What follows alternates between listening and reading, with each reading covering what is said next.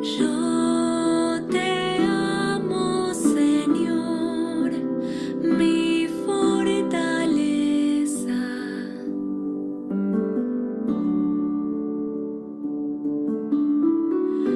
Mi Dios, el peñasco en que me refugio, mi escudo, mi fuerza salvadora, mi baluarte.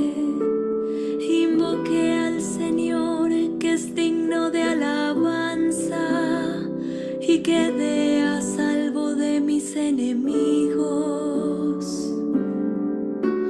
Yo te amo, Señor, mi fortaleza.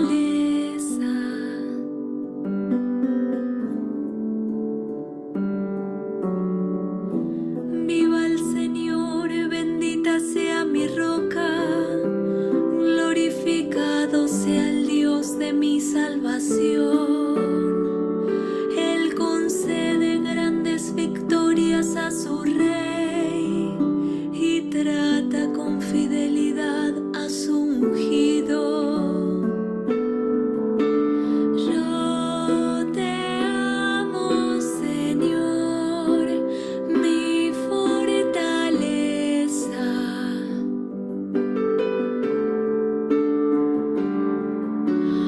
Yo te amo, Señor, mi fortaleza.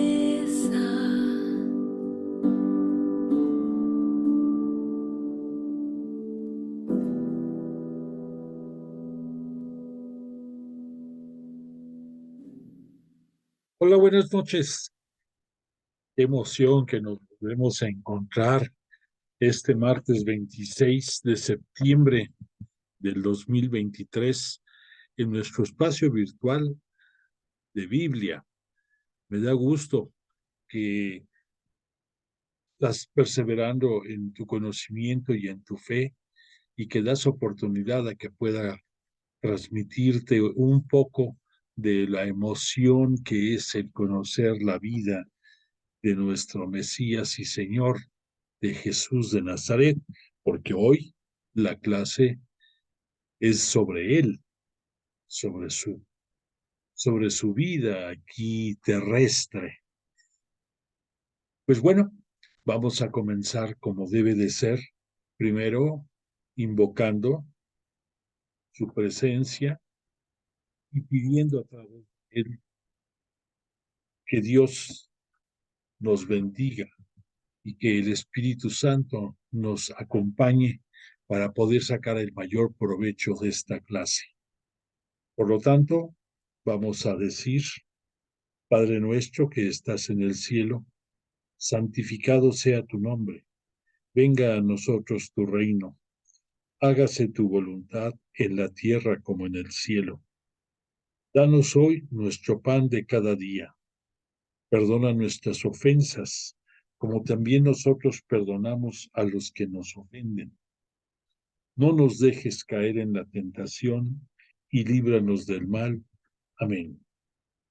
Ahora, como es también costumbre, vamos a invocar al Espíritu Santo.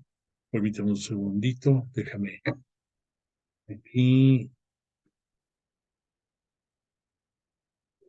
Ya la localizamos. Decimos: oh Espíritu Santo, don de Dios y fuerza de lo alto, fuente de agua brotante de vida eterna, desciende y mora en nuestros corazones. Haznos verdaderos adoradores del Padre. Condúcenos a la plenitud de la verdad y transfórmanos en testigos de Jesús para llevar su nombre hasta los confines de la tierra. Amén. Gloria al Padre, al Hijo y al Espíritu Santo, como era en el principio, ahora y siempre, por los siglos de los siglos. Amén. Bueno, pues hoy abrimos nuestra sesión con una bella interpretación inspirada en el Salmo 18. El Salmo 18 que corresponde al 17 de la nomenclatura griega. Para que te ubiques, Este salmo es un salmo escrito por David, por el rey David, y se le conoce a este salmo como el Te Deum real. El Te Deum, tal vez tú recuerdes, cuando alguna ceremonia muy importante de alguna quinceañera o de algunas personas que cumplían años y querían dar gracias a Dios, casi siempre en una manera elegante se decían va a celebrarse un Te Deum, y también hay muchos música clásica con esta inspiración de un Te Deum. Pero ¿qué es un Te Deum desde el punto de vista de los salmos? Pues es una composición que igual es una oración de acción de gracias, pero también es una alabanza, es un cántico real, un canto que habla de la realeza, en este caso de Jesús, y por supuesto, perdóname, no de Jesús, de Yahvé, porque en los tiempos en que se escribió los salmos, todavía no venía Jesús a este mundo. Disculpa, se me barrió ahorita. Bueno, entonces era alabanza a Yahvé Dios, y al mismo tiempo en este salmo, eh, al final de él se vislumbra una prefiguración mesiánica de quien vendrá de acuerdo a la promesa que Yahvé le hizo a David, al rey David, que de su estirpe, de su dinastía, estaría siempre presente alguien en el trono y su reino no tendría fin. Esto, por supuesto que se cumplió con el advenimiento de Jesús de Nazaret, porque él viene de esa línea davídica. Te comento, en realidad, el canto que escuchamos es muy breve, porque en realidad este salmo es un precioso salmo que tiene 51 estrofas y todas bellísimas. Si algún día tienes oportunidad, no dejes de darle una lectura. Recuerda que quien conoce los salmos, conoce todo el Evangelio. Y por otra parte, es un deleite el poderlos escuchar o entonar. Es una práctica muy bonita de los salmos. Bueno, pues le pedimos entonces a Jesús de Nazaret y a su Espíritu Santo que nos tengan la misericordia de acompañar durante nuestra clase para que nuestros oídos se agudicen para escuchar su palabra, su verdad, que nuestra inteligencia sea grande para comprender todo lo que aquí vamos a escuchar, que nuestro corazón esté dispuesto a anidar en él todas las verdades que vamos a conocer esta noche y que seamos verdaderos cristianos dando ejemplo de que por la palabra de Jesús nuestra fe es grande y somos congruentes. Que así como nos ve la gente, sea nuestro actuar y nuestro proceder. Bueno, quiero aprovechar este momento para hacerte un comentario, porque en la semana pasada les enviamos por gentileza de una de nuestras participantes del curso, de Fina, así la ubicas tú en el WhatsApp, eh, un video acerca del Año Santo en la parroquia de San Cosme y Damián, aquí en la República Mexicana, en la Ciudad de México y concretamente por la colonia San Rafael. Quiero nada más aclararte para que no haya una confusión. No pienses que, que se inició el Año Santo tradicional. El Año Santo tradicional se vive cada 25 años y el más próximo a celebrarse es en el 2025. En ese año santo se abren, como te comenté, las puertas de la puerta del Perdón, ahí en la Basílica de San Pedro, y por ahí, al atravesarla, ganas indulgencias y es un bello momento el poder asistir allá. Si tienes oportunidad, no te lo pierdas. Pero lo que se está celebrando aquí en esta parroquia de San Cosme y Damián es que hace 490 años, mm, aproximadamente, se construyó esta iglesia muy importante, eh, y pues tiene mucha tradición, mucha historia, y además de eso, en los últimos 15 años había estado en reparaciones profundas, una restauración enorme que incluye, entre otras cosas, el retocar eh, la hoja de oro que tiene muchos muros y altares, una obra monumental muy costosa y que llevó 15 años. Entonces se juntó los dos eventos, la culminación de la restauración y los 490 años de que se consagró esta parroquia al servicio de la cristianidad. Y por lo tanto, como una ocasión especial, se logró que la oficina del Vaticano, que tiene un nombrecito medio especial, la penitenciaría, no pienses que es una cárcel, ¿eh? Es penitenciaría porque ahí controlan eh, las, los apoyos que para hacerte menos gravoso tu penitencia, puedes ganar tú a través de las indulgencias. Y entonces uno de los detalles es que los que asistan en estos años que comenzó la semana pasada y va a durar 365 días, además de conocer un bello templo, van a poder ganar las indulgencias de acuerdo a las instrucciones acostumbradas. Eso implica pues el confesarte, el comulgar, el rezar por las intenciones del Papa, básicamente es eso.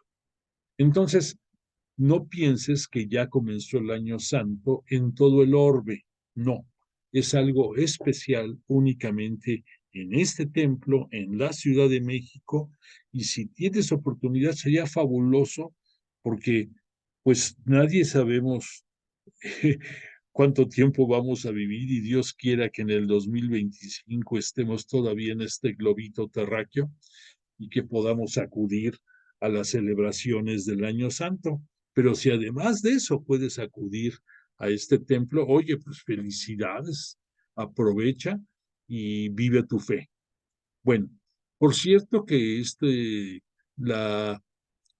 templo que está dedicado a San Cosme y San Damián, ellos se nombran juntos porque de hecho eran gemelos. Ellos vivieron más o menos por el siglo IV de nuestra era, más o menos por el año 300 aproximadamente, y ellos eran médicos y concretamente ellos se especializaban en, en hacer cirugías y en atender a cualquier persona sin cobrarles. O sea, llevaban muy en el corazón el curar a las personas sin ningún lucro y pues merecían todo el reconocimiento. Ellos además se adquirieron la calidad de santos porque fueron mártires dentro de la religión, fueron martirizados y a fin de cuentas, aunque no fue en Roma, pero por órdenes del emperador Diocleciano, si no me equivoco, los decapitaron a ellos. Pues bueno, ahí acabó esta triste historia de Cosme y Damián, de estos hermanos gemelos, y ellos durante mucho tiempo han sido por naturaleza los protectores de los médicos y sobre todo de los médicos cirujanos. Entonces vamos a aprovechar que estamos hablando de ellos y vamos a pedirle a Jesús de Nazaret que interceda porque todos los médicos sean congruentes con sus pacientes, sean profesionales, sean éticos y sobre todo que logren el resarcirles la salud y sobre todo como Cosme y Damián cirujanos, pues que quienes tienen que intervenir operando a cualquier enfermo, que tengan la asistencia del Espíritu Santo para hacer las mejores operaciones con la mejor, eh, con, con la mejor garantía de obtener los resultados previstos.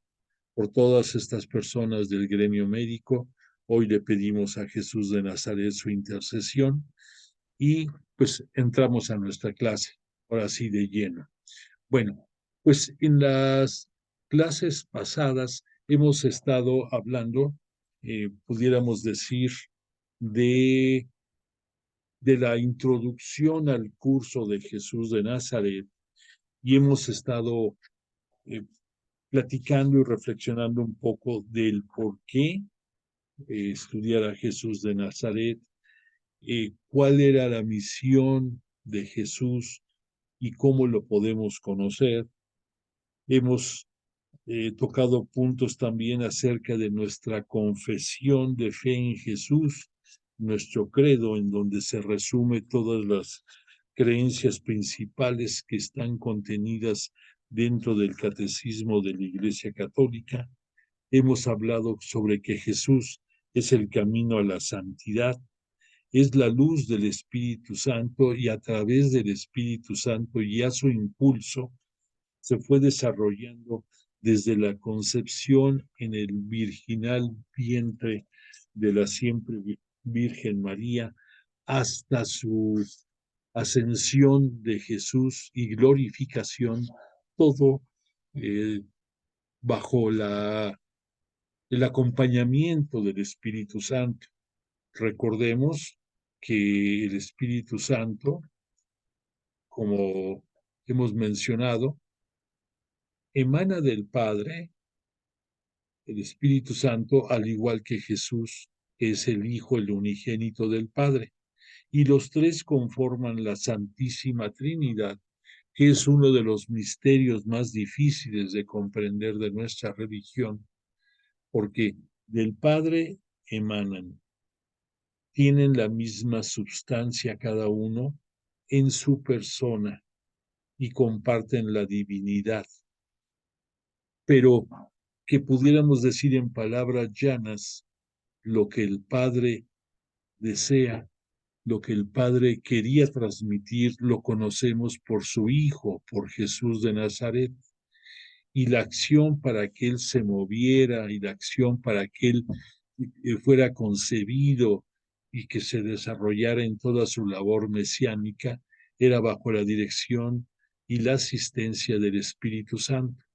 Entonces las tres personas comparten la misma sustancia, son la misma divinidad, cada uno es independiente, pero todos surgen del Padre, y por eso no es fácil comprender que es uno de los misterios más difíciles de poder entender de nuestra religión. Hemos hablado también que Jesús viene siendo el gran misterio del Padre, el gran misterio de Dios, porque pues sabemos que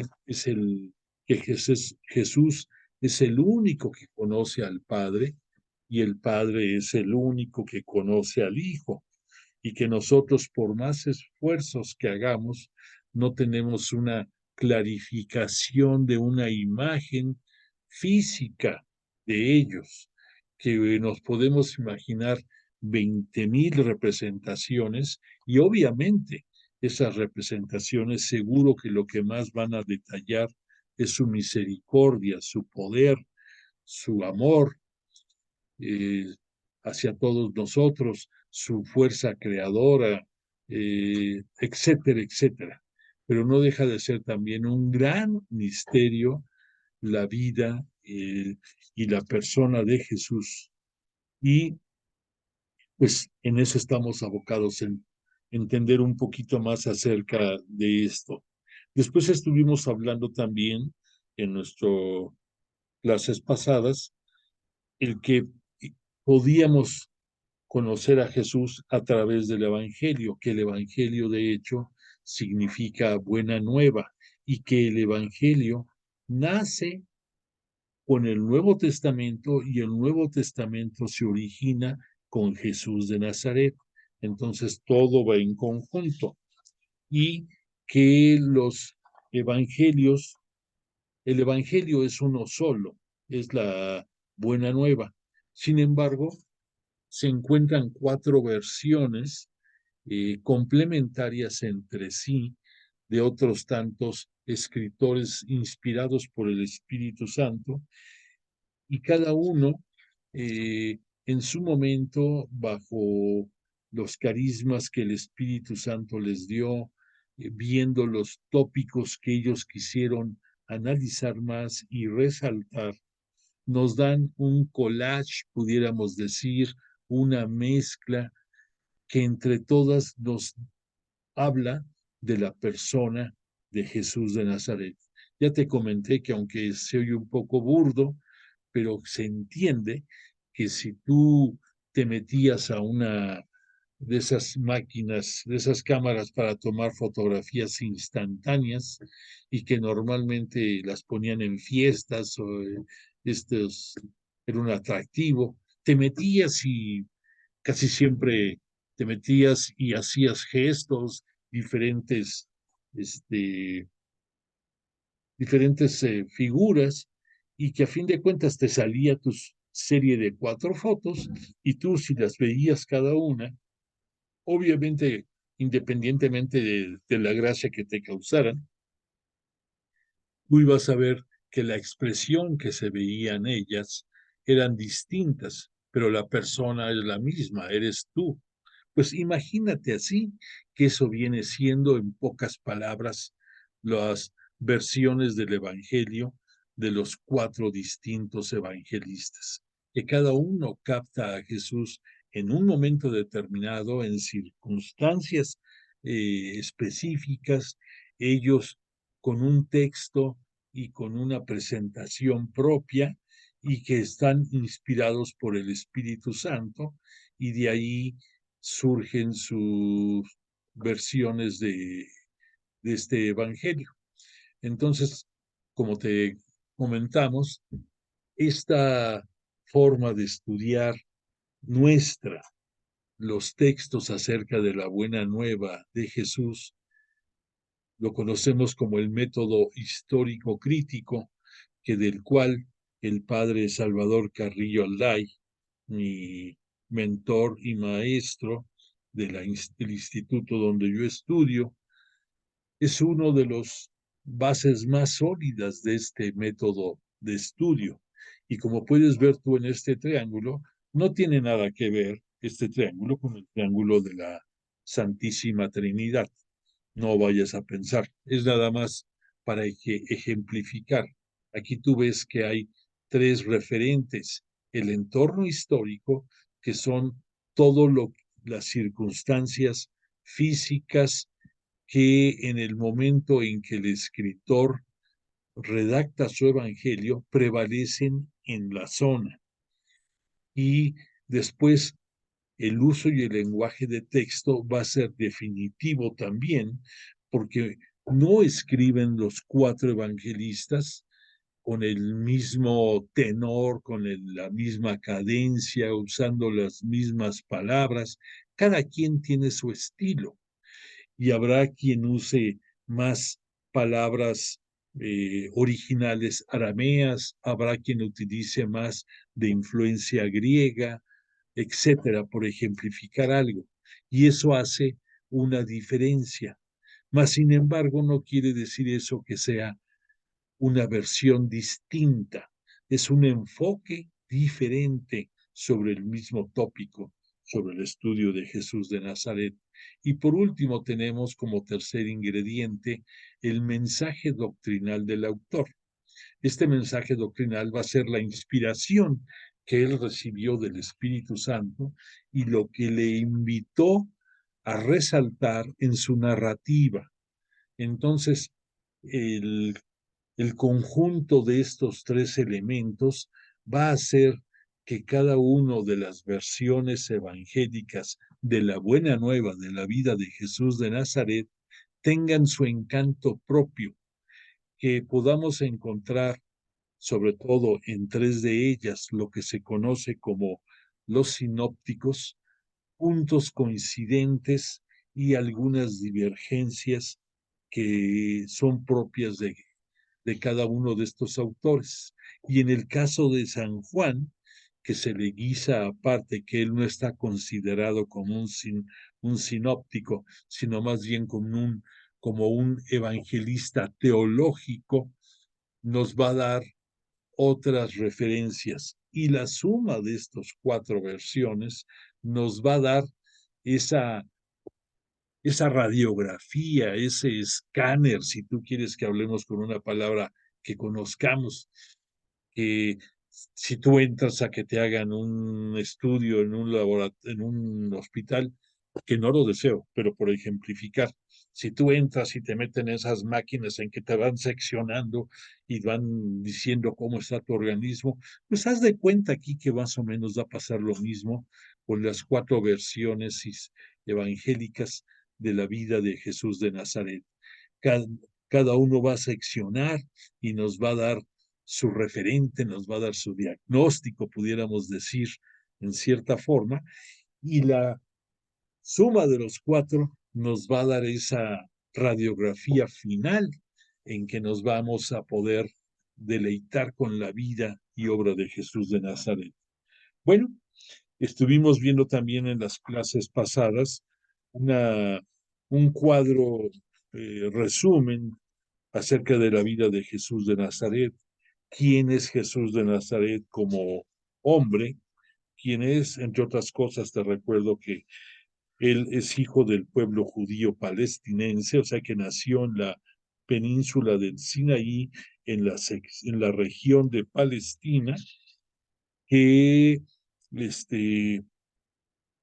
fue llevado en cierto momento de su niñez a Egipto por sus padres, que la gente de Nazaret lo ubicaban como hijo de José, y José que aceptó su paternidad legal sobre Jesús y sobre cualquier judío que lo quisiera eh, así apreciar, porque era condición necesaria dentro de los judíos que fuera reconocido por el padre, no por la madre. Aunque los judíos de cepa, los judíos de hueso colorado, valga la expresión, tienen que ser nacidos de madre y padre judíos, y en este caso, pues se da con Jesús de Nazaret, hijo de María, judía también ella, pero desde el punto de vista legal, el reconocimiento de la persona lo daba el padre y él le daba también el reconocimiento en su línea de sucesión, porque cuando había varios hijos, pues el primogénito tenía primacía sobre los demás hermanos en cuanto a derechos sucesorios y legales y de hereditarios. Bueno, en este caso, pues dijimos que José reconoce a Jesús de Nazaret como su hijo, jamás renegó de él, que fue forjado dentro del matrimonio de María y de José en Nazaret, que era de oficio artesano, José, según nos comentan las tradiciones, y que Jesús aprendió de él a ser un buen artesano. que eran de clase, pudiéramos decir, media, probablemente entre media baja y media media.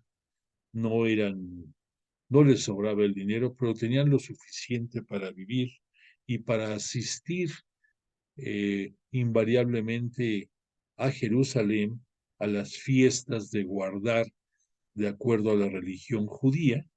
Pues para hacer eso, el tiempo que llevaba, el dejar de trabajar, pues eso nos da a entender que que no vivían el día a día, o sea, que tendrían sus ahorros y a lo mejor por ser ordenados, todo eso, pero ni eran de clase social baja, pero tampoco eran de clase social económicamente desahogada.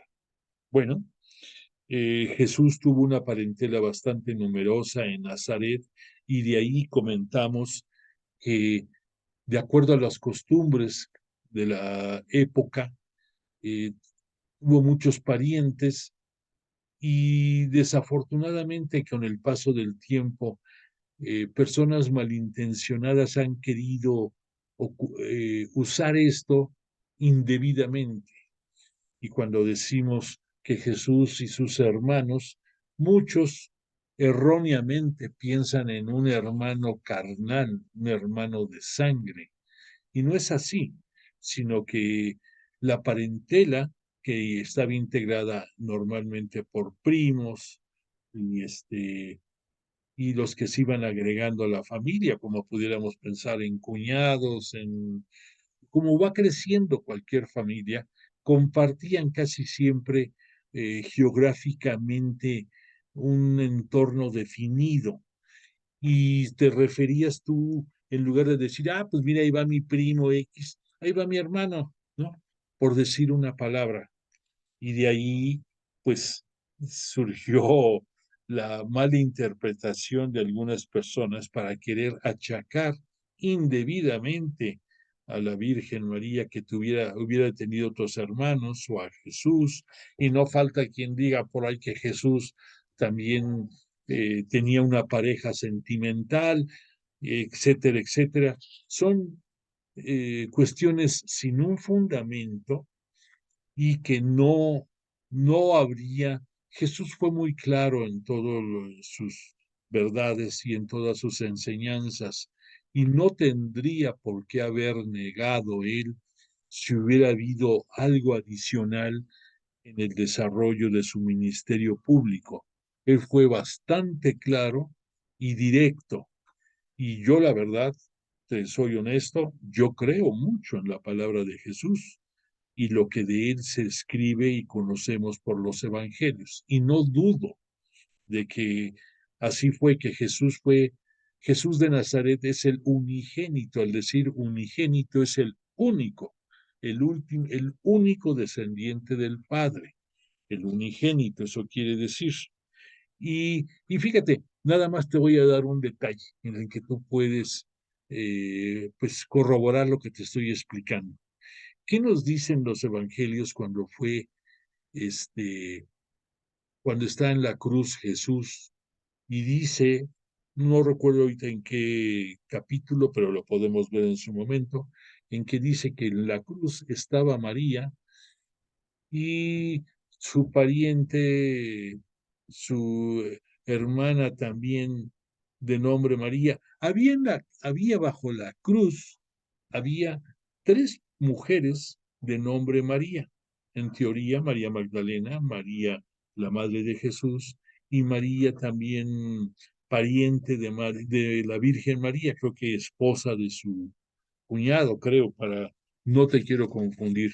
Pero no se te hace a ti lógico que si se dijera, ah, son hermanas carnales, ¿no se te hace una tontería que hubiera dos o tres dentro de tu familia con el mismo nombre?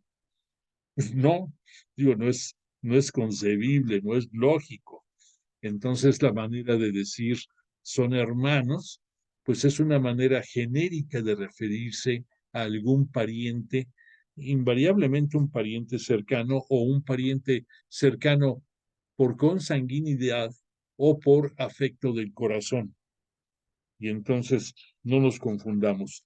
Entonces Jesús fue un judío artesano, un judío practicante y piadoso. Se le conocían a esas personas como Hasid, que eran conocedores de la ley, conocedores de la escritura, conocedores de la Biblia. En este caso hemos dicho que Jesús usó la Biblia palestinense.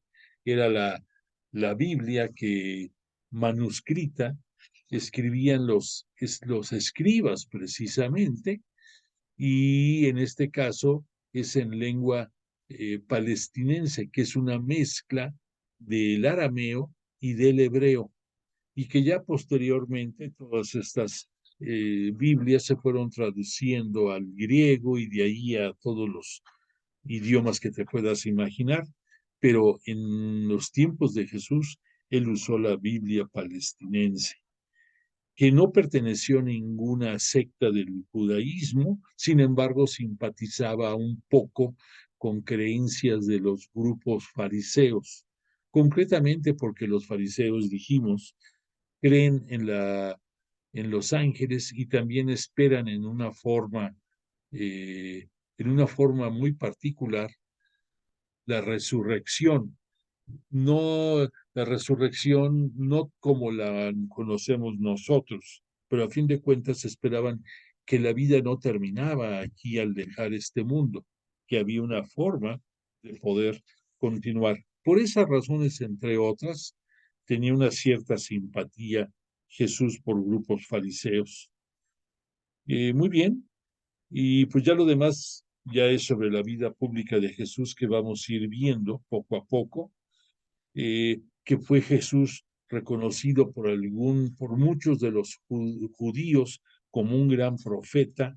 No todos lo reconocieron como Mesías, por supuesto, y por eso, a fin de cuentas, las autoridades religiosas judías intervinieron para su muerte y su muerte en cruz, porque no lo reconocían ni como Mesías y le buscaron problemas que lo enfrentaran con las autoridades romanas y que pusieran en entredicho la decisión de Poncio Pilatos y lo presionaron, en pocas palabras, para que se diera lo que se dio.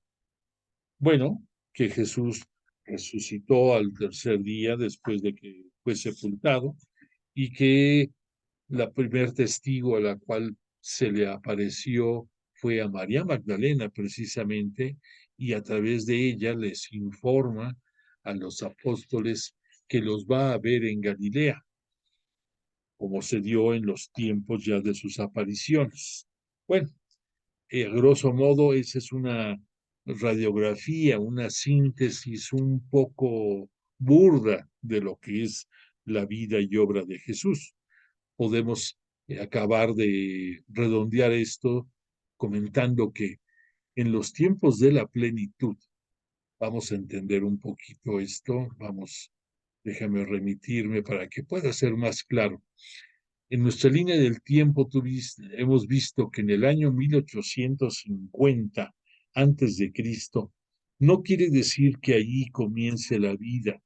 En el Génesis, en el libro del Génesis, que no es el primer libro que se escribe de la Biblia, de hecho es de los últimos que se escribe, y son reflexiones teológicas acerca del inicio de la vida.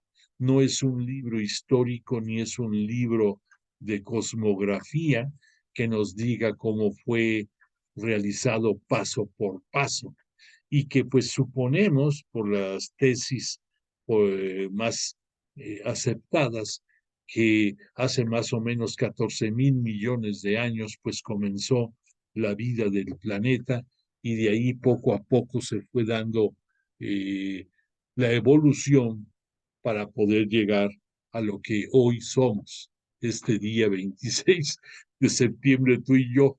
Bueno, pero que desde el punto de vista religioso, desde el punto de vista cristiano, la revelación, que revelación va ligado a al anuncio, lo que revela el Padre, Yahvé Dios, se empieza a dar por el año 1850 antes de Cristo a través de Abraham. Por eso él es el padre de la fe, porque creyó en lo que Abraham le ofreció de que le iba a ser padre de una descendencia enorme, más grande que las estrellas del cielo y las arenas del mar. Y así fue. Y a través de Abraham surgieron las tres grandes religiones monoteístas, que son el cristianismo, el judaísmo y los seguidores del Islam, cada uno en el tiempo que tenía que ser. Obvio, con Abraham empieza el judaísmo, el cristianismo va a ser hasta que se dé poco antes de la muerte de Jesús. Y los seguidores del Islam va a ser todavía mucho después, pero los tres, su tronco común es Abraham.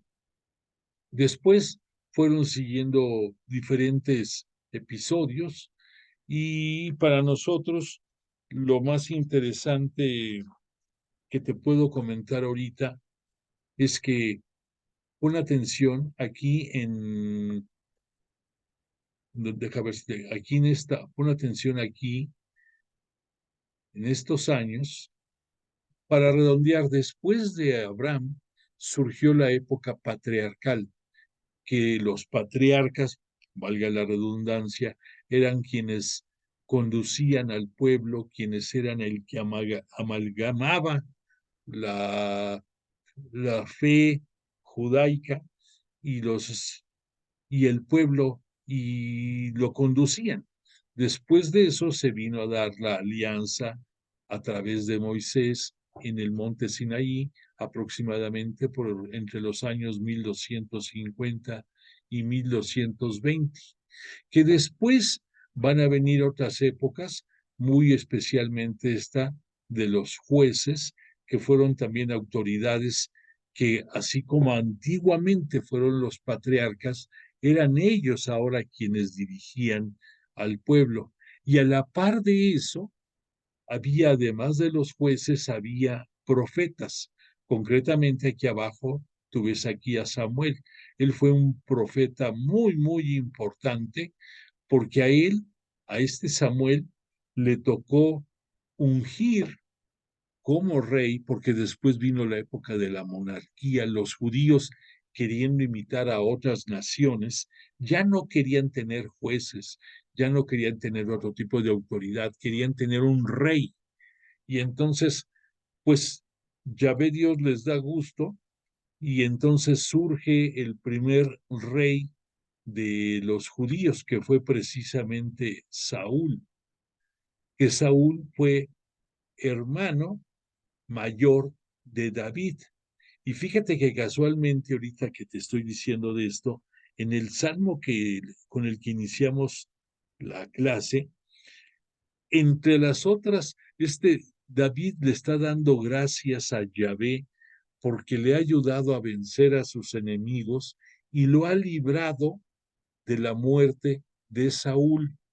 Yo no sé si tú sabes eso, pero Saúl le tenía mucha envidia a su hermano menor David y se tuvo que vivir momentos difíciles porque este Samuel, el juez, le tocó ungir, que es el acto en el cual derramaban aceite sobre el nuevo rey, que en este caso fue Saúl, el primero, y que después de un determinado tiempo, Yahvé le dice a Samuel, fíjate que no estoy a gusto cómo está conduciendo Saúl al pueblo, entonces quiero que lo quites de rey.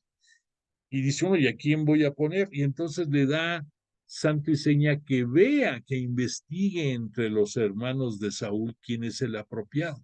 Y la historia no te la voy a contar ahorita porque eso ya es harina de otro costal, pero este Samuel detecta ahí, nos narra la Biblia, a los hermanos de Saúl, y que no estaba David ahí en ese momento porque andaba cuidando el rebaño de las ovejas, y entonces le pregunta a su padre que si ya están todos los que son y son todos los que están, Y dice, no, falta uno. Y entonces, porque lo estaban invitando a comer y dice Samuel, no vamos a comer hasta que no llegue el que falta. Y llega David y lo distingue. Samuel a David, que era el elegido, de acuerdo al perfil que Yahvé le había dado. Y entonces lo unge a David, quita a Saúl de rey y lo pone a David de rey. Imagínate, esto se da aquí, perdóname, Samuel es el quien unge, pero un profeta que, que tiene que ver mucho en este episodio es Natán. Él va a ser el portavoz para bien y para mal para David en muchos momentos. Bueno, pues entonces por esa envidia que tenía Saúl de David, lo quiso matar varias veces. Y David se salvó de que le diera muerte, y a fin de cuentas, ya depuesto Saúl, aún así insistía.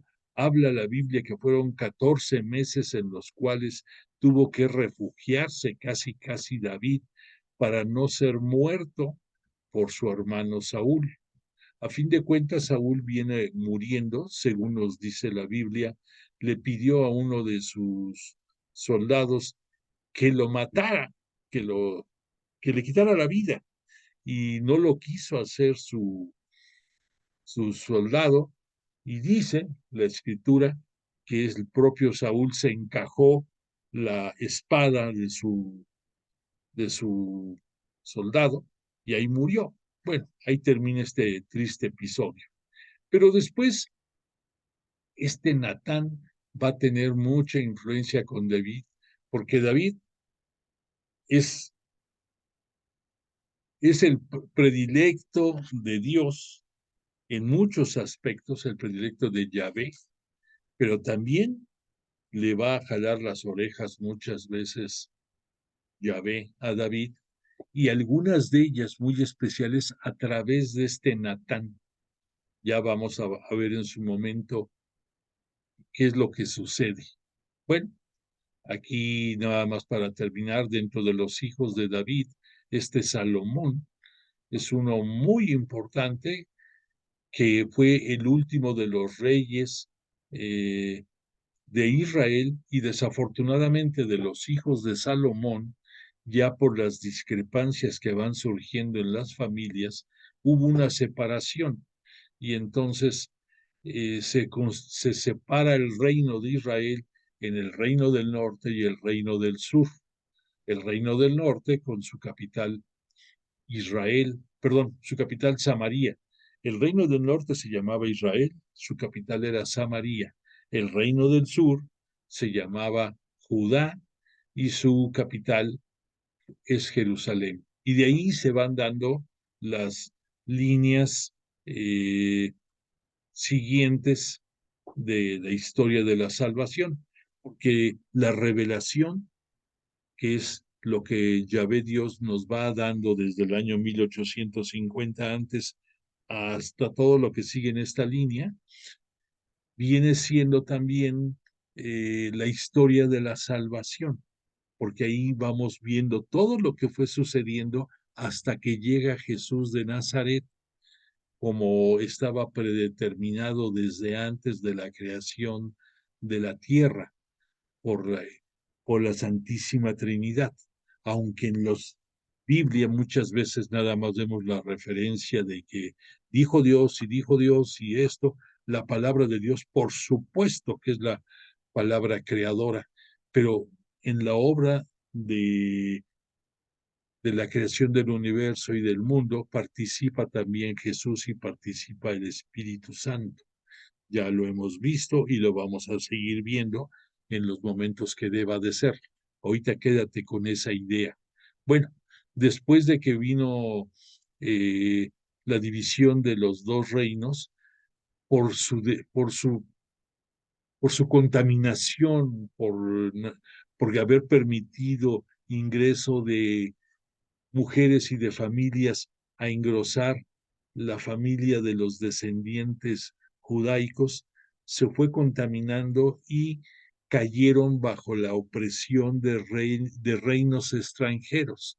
En el caso del reino del norte, estuvo dominado por Asiria, estuvo más o menos, aquí lo puedes ver, casi, casi como 90 años, del año 721 al 612, estuvieron bajo el dominio de Asiria.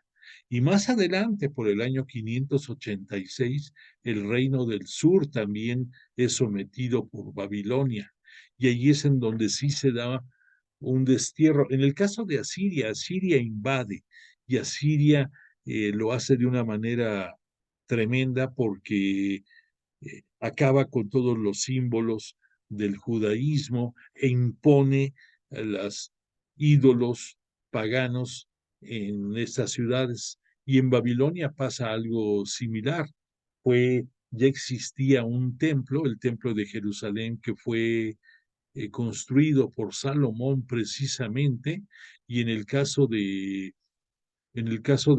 Babilonia, antes de ir a la deportación, se dan el gusto de quitar los símbolos del judaísmo y de poner en el templo de Jerusalén símbolos también paganos. Y se llevan desterrados a la gente pensante de Israel durante 47 años. Aprovechamos, te estoy diciendo ya un poquito más de la historia de la salvación. Después va a aparecer Ciro de Persia, que la Biblia nos va a referir a Ciro de Persia como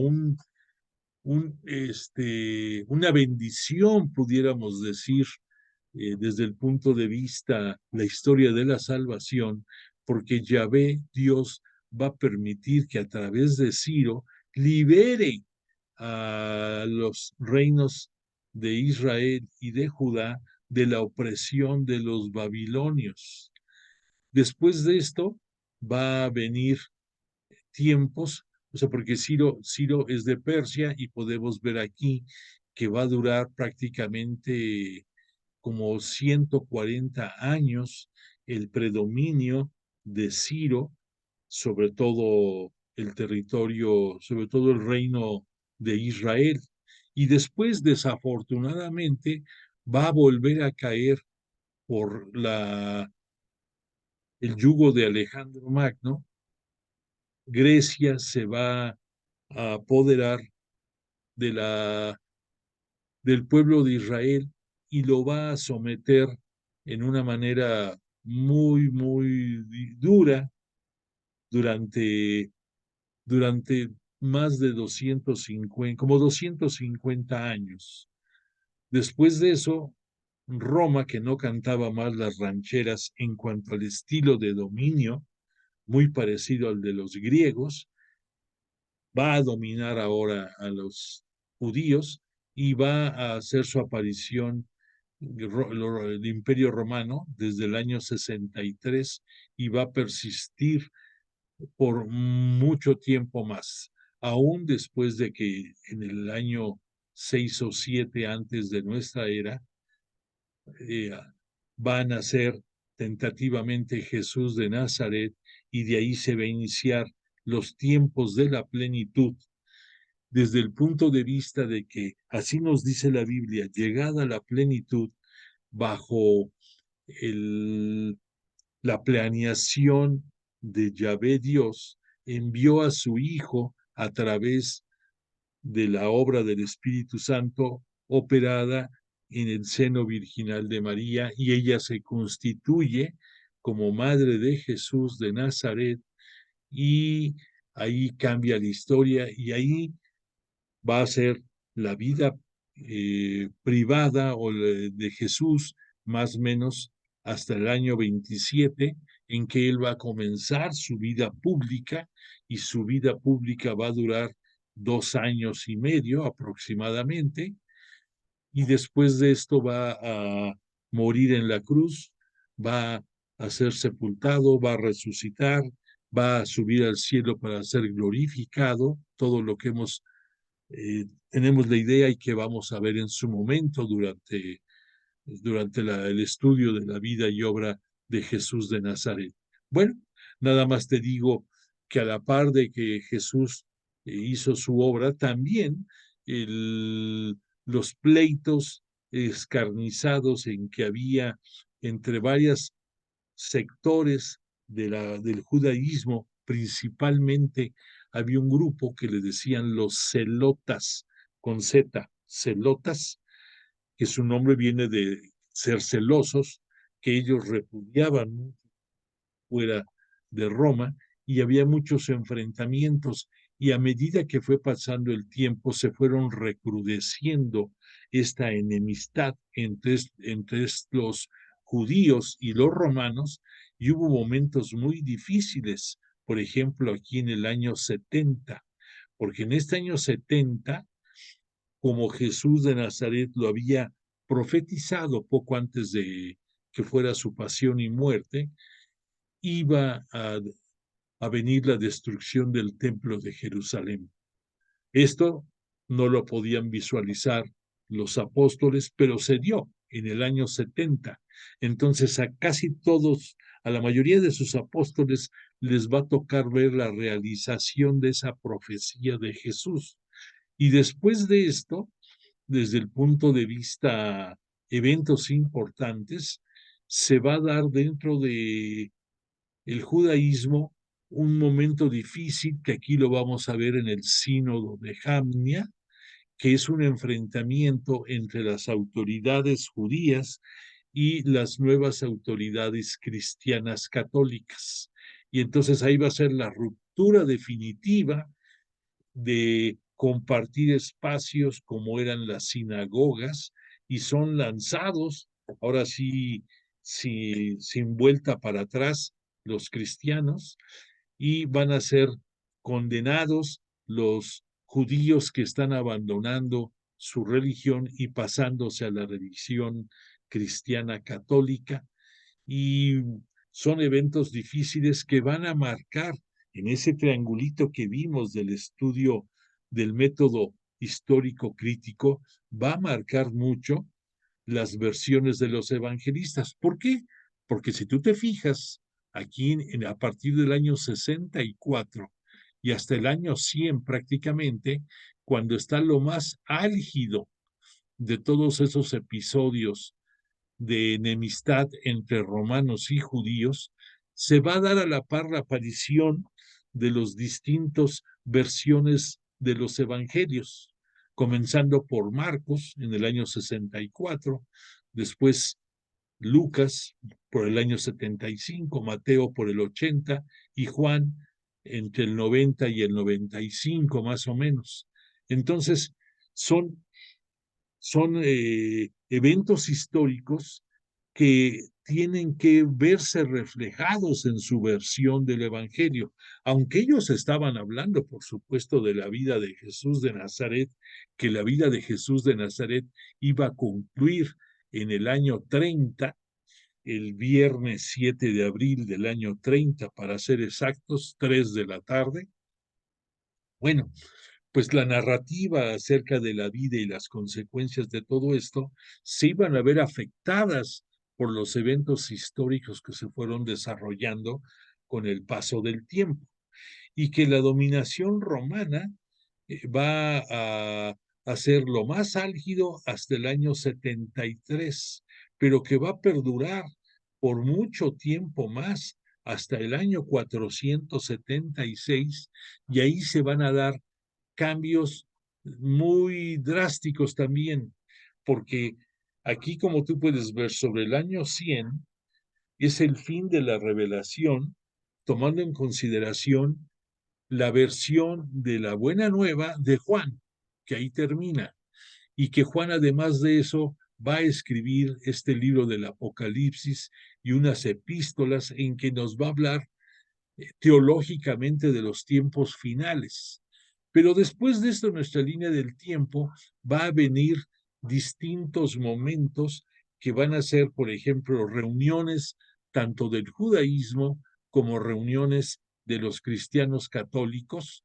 Por ejemplo, aquí vas a ver ya los primeros concilios, Nicea, Hipona, Cartago, que se dan más o menos del año 325 hasta Constantinopla, vamos a decir, por el año 692. En este tiempo va a ser muy importante porque es cuando se dan el consenso para poder definir los dogmas primordiales que rigen al cristianismo católico y que fue difícil de poder ponerse de acuerdo y que casi todos ellos se dieron porque empezaba a haber rupturas internas dentro de los dirigentes cristianos católicos que obligaron a que se reunieran y a definir puntos medulares. Por ejemplo, ¿qué te diré?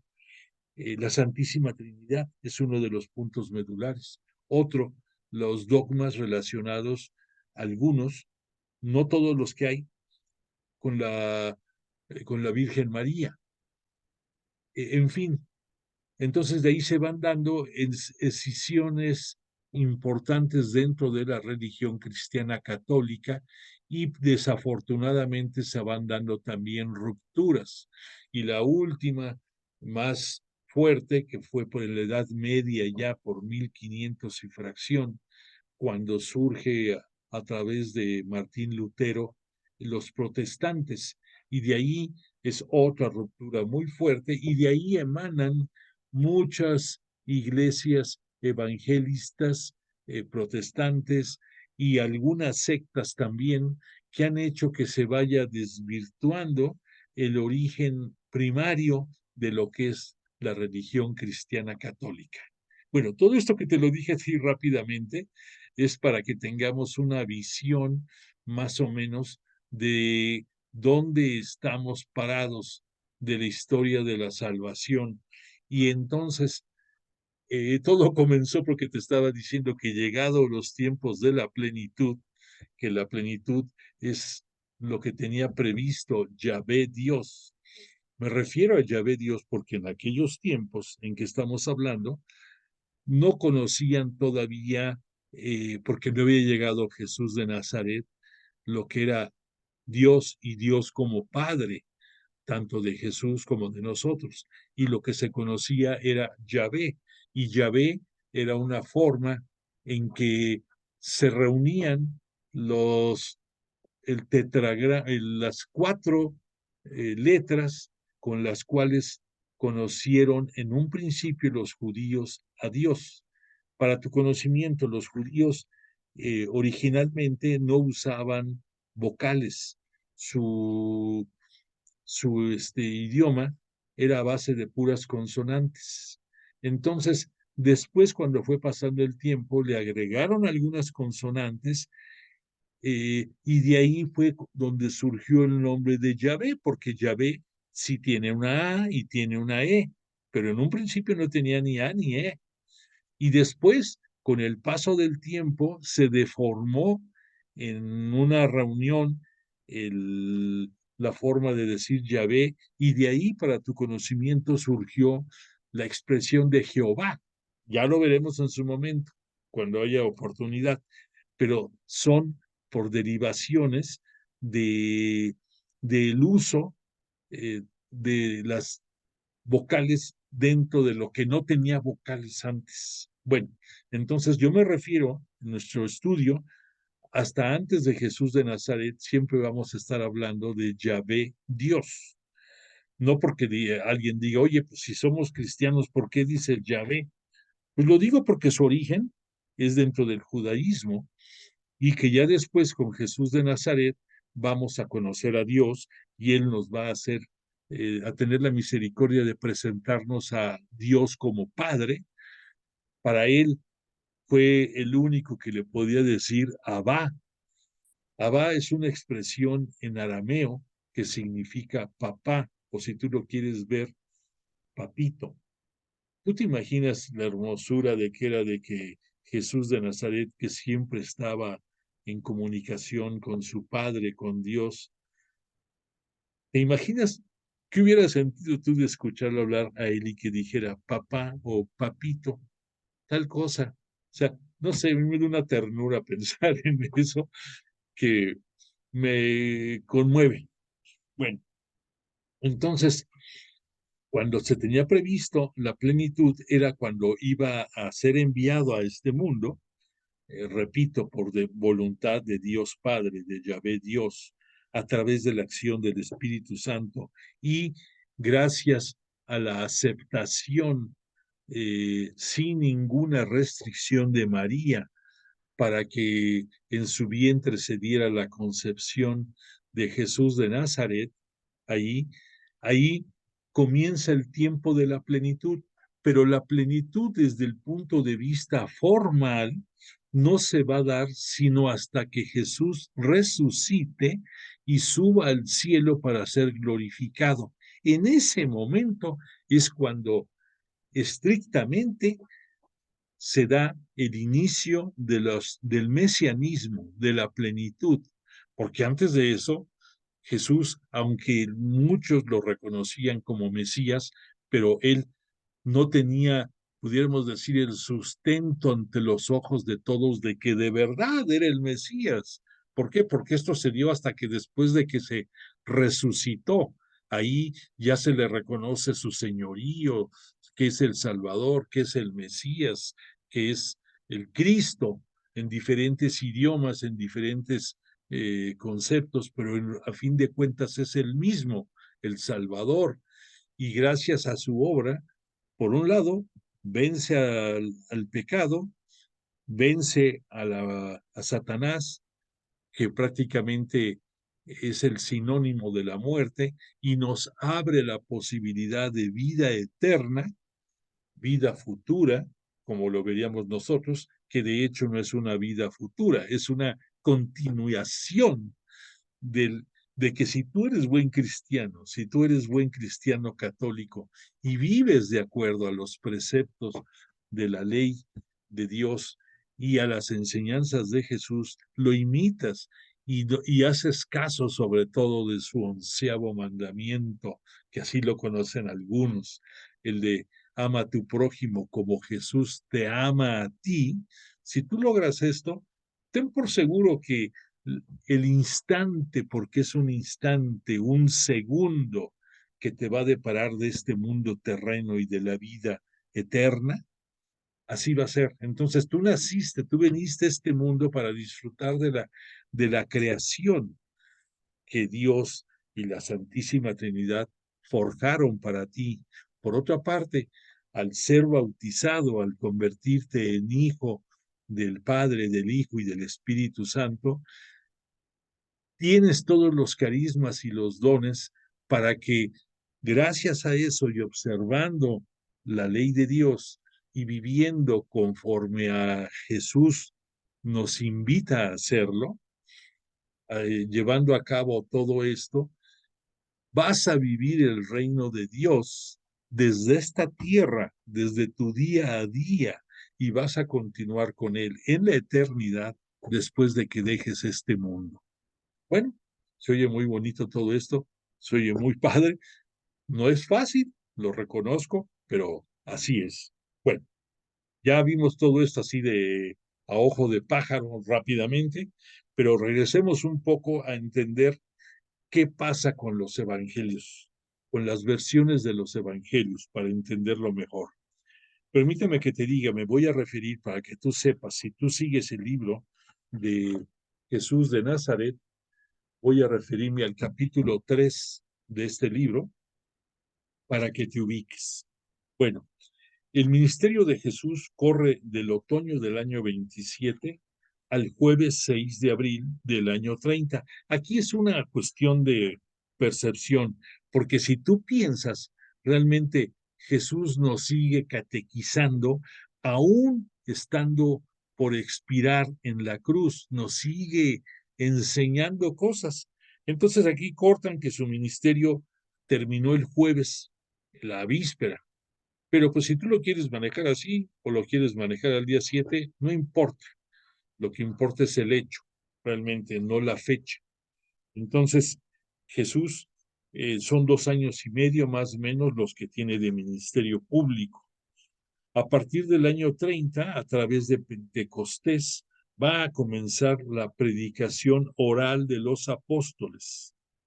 Al decir oral, me estoy refiriendo a que para que tú te ubiques, de ahí comienza la tradición. Nosotros, como cristianos católicos, tenemos dos fuentes de conocimiento acerca de Jesús de Nazaret, acerca de nuestra fe y de nuestra iglesia. Uno lo constituye la tradición y otro lo constituye el magisterio.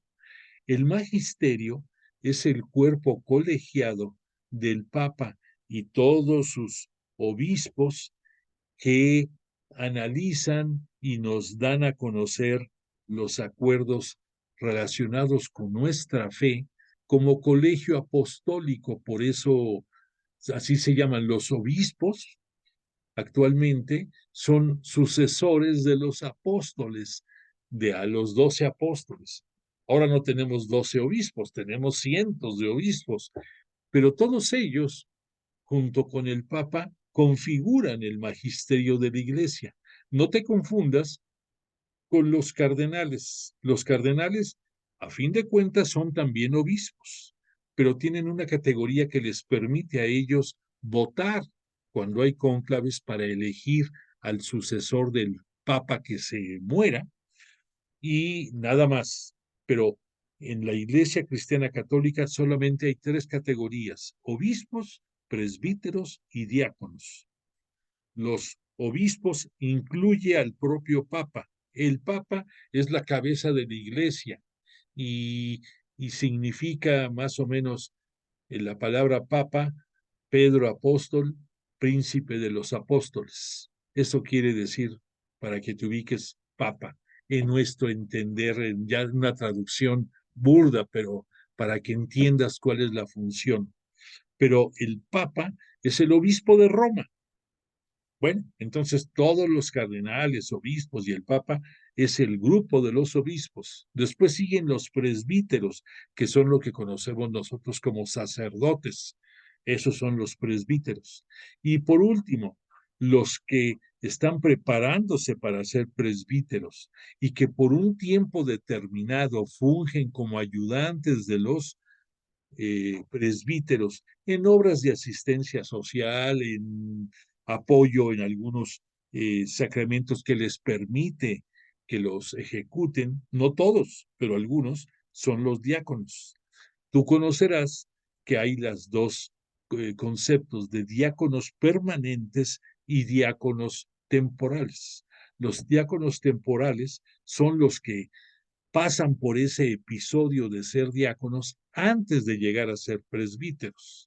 Y los diáconos permanentes son laicos que ayudan en el desempeño de labor ministerial de la iglesia y que ellos, la mayoría de ellos, son casados, que es más, se les pide que sean casados de preferencia para que gocen del apoyo de su familia o de su esposa para celebración de apoyo del ministerio.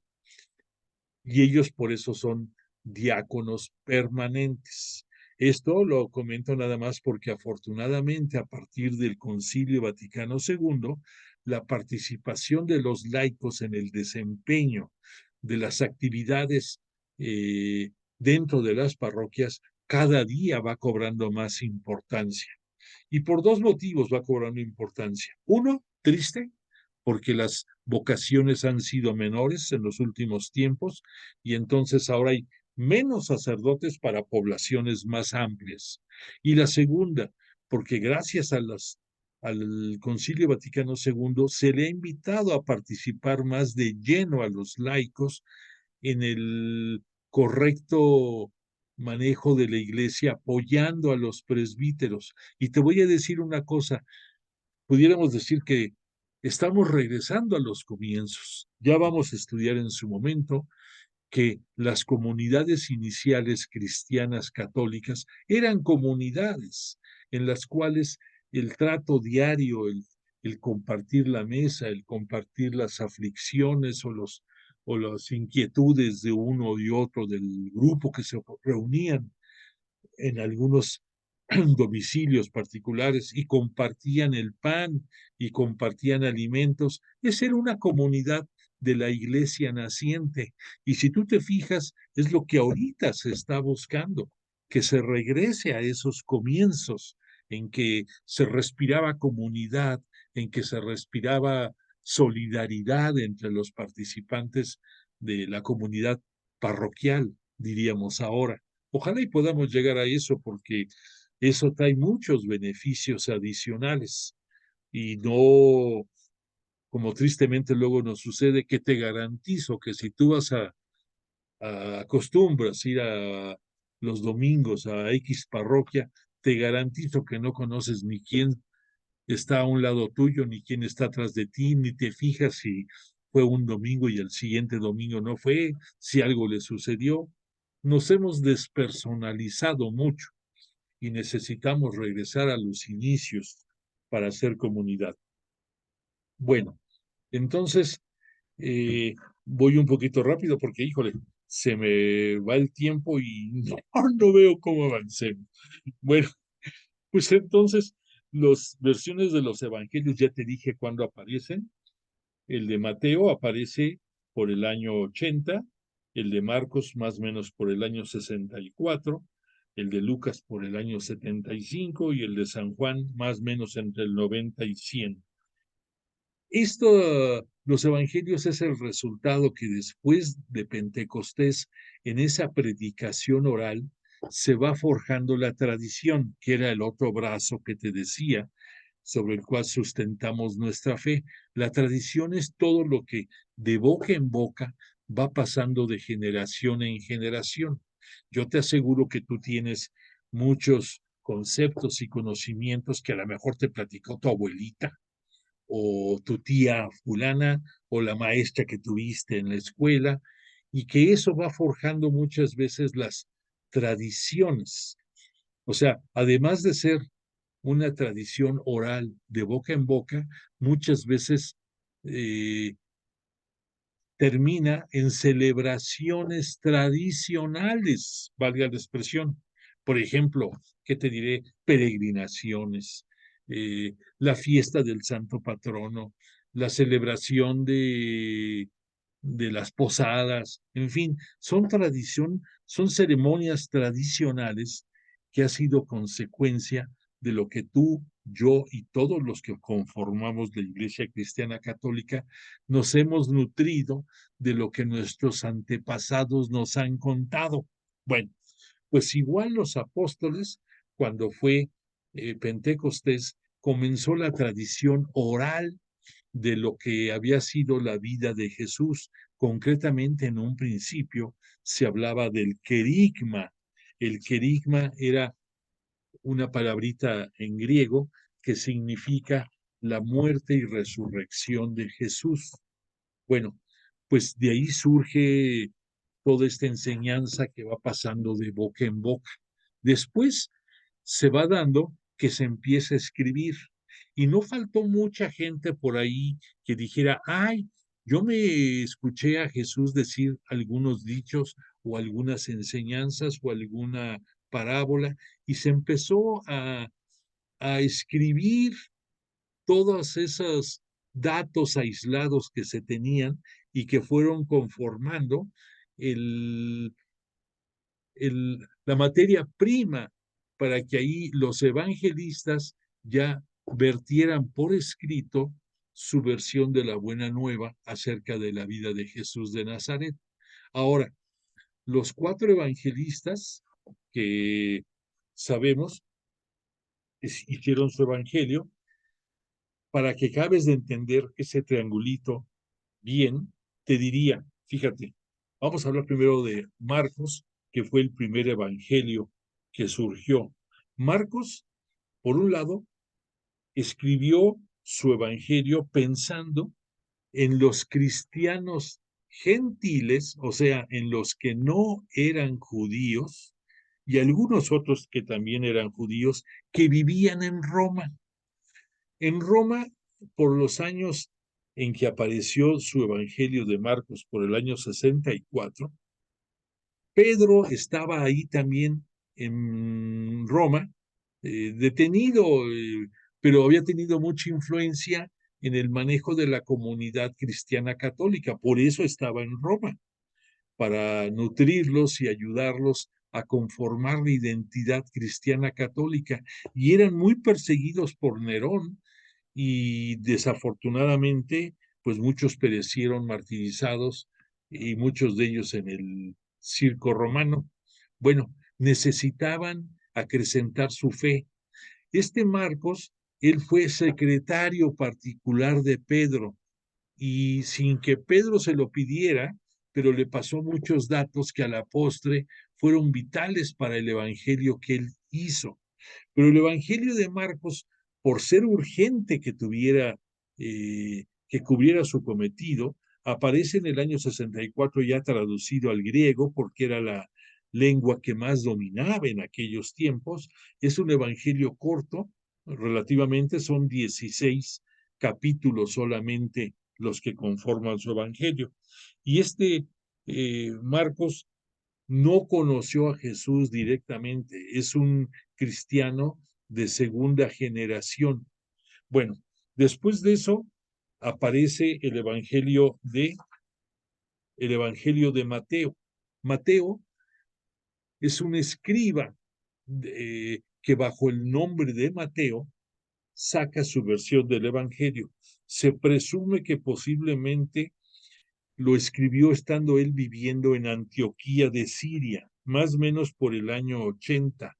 Su evangelio va dirigido a comunidades cristianas de origen judío y por lo tanto va a ser muy cuidadoso en el sustento que tiene su evangelio de acuerdo a todas las leyes, a la Torá judía, a toda la reglamentación, al uso de símbolos muy usados en el judaísmo como números, etcétera, etcétera, y lleva una estructura y lleva una planificación muy estricta y se basa en presentarnos el reino de Dios, pero no con el nombre del reino de Dios, sino el reino de los cielos. Los judíos no pronunciaban el nombre de Dios.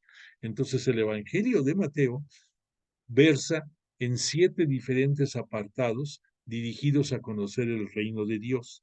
El Evangelio de Mateo es bastante extenso, es el más extenso de los evangelios.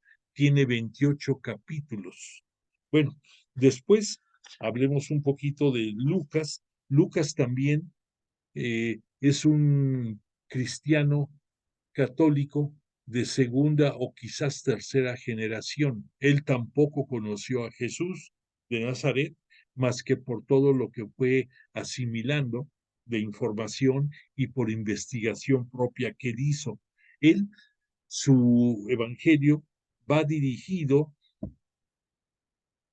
resaltando la misericordia de Jesús, la exaltación que hace de la dignificación de las mujeres y del Espíritu Santo obrando en la nueva iglesia, que este Jesús es el Mesías davídico, el esperado, que era misericordioso y resalta en toda su narrativa esos sentimientos de misericordia y del Espíritu Santo.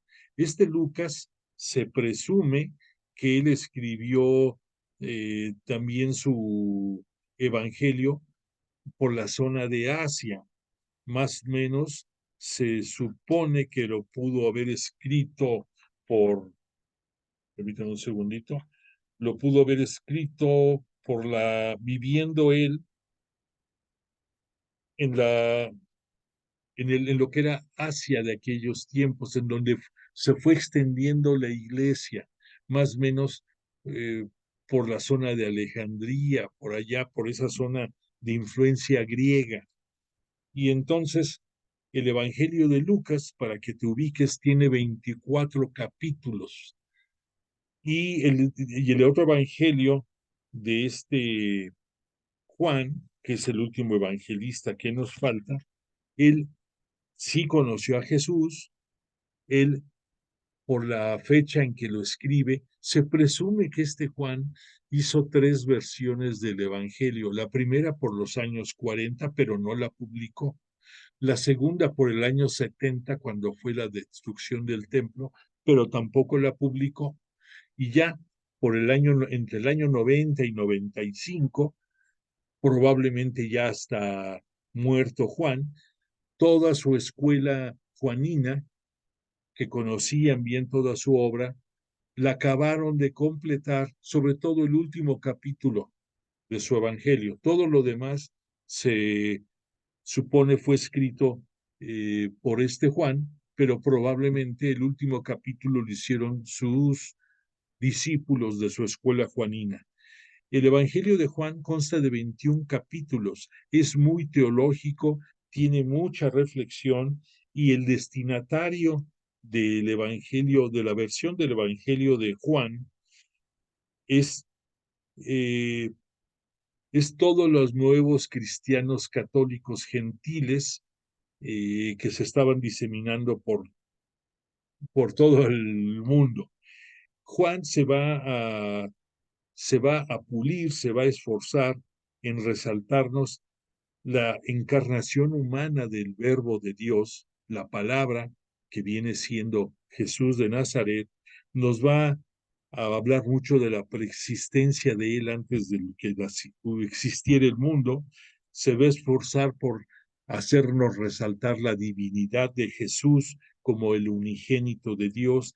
Se va a esforzar por dar a conocer la mesianidad de Jesús y su señorío, y de su puño y letra nos va a entrar en reflexiones profundas que hace que el Evangelio de Juan sea el que rija las lecturas más importantes en las grandes celebraciones de nuestra Iglesia Cristiana Católica en la actualidad.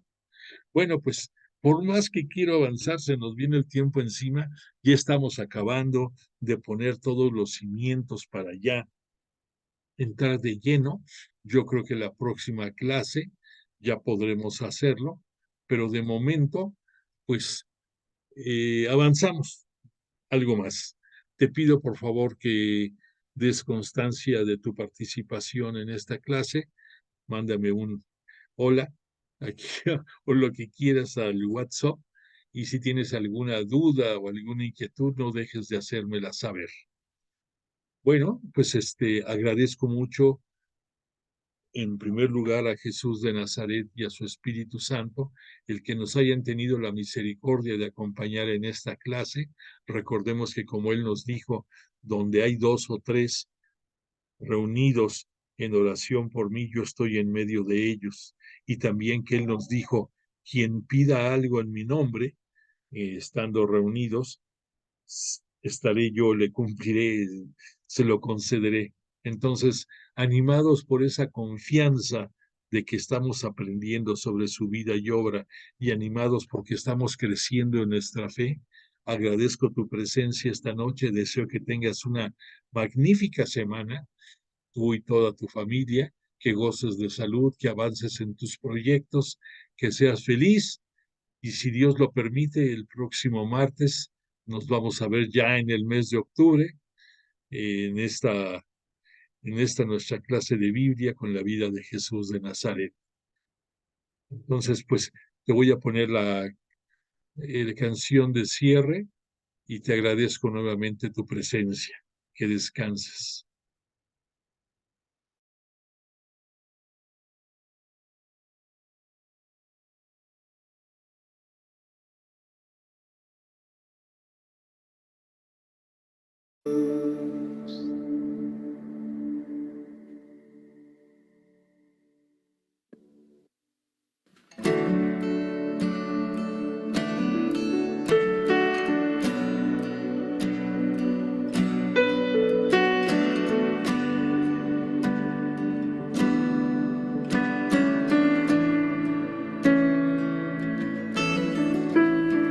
Gracias, Señor, por sembrar en mi interior, regalando tu palabra que renueva el corazón.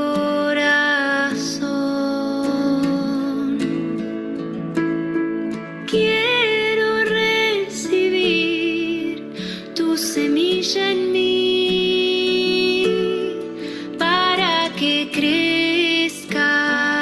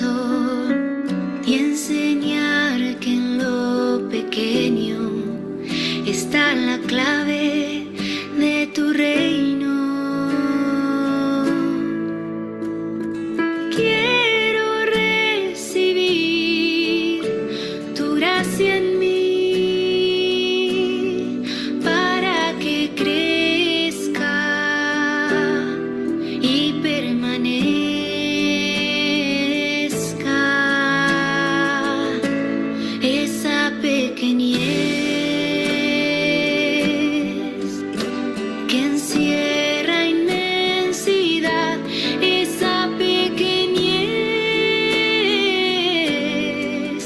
que todo puede transformar.